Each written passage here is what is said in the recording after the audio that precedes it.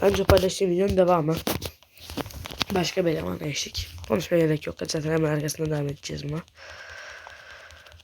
Şöyle. Tuğlaymış. Tuğla kolay gibi. Az daha ölüyordu. Adam kendini vurdurtmadım lan.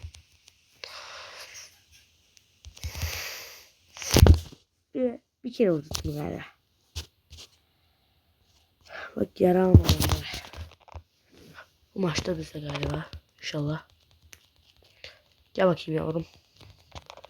Şu ilk kere vurduk. Onu da bir sayıyorum ben.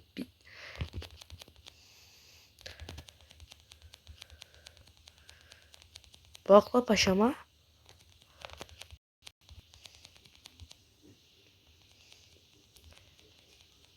Ha.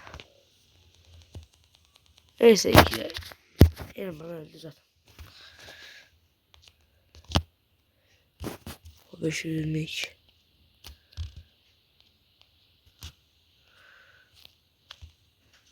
Dışarı düştü arkadaşlar.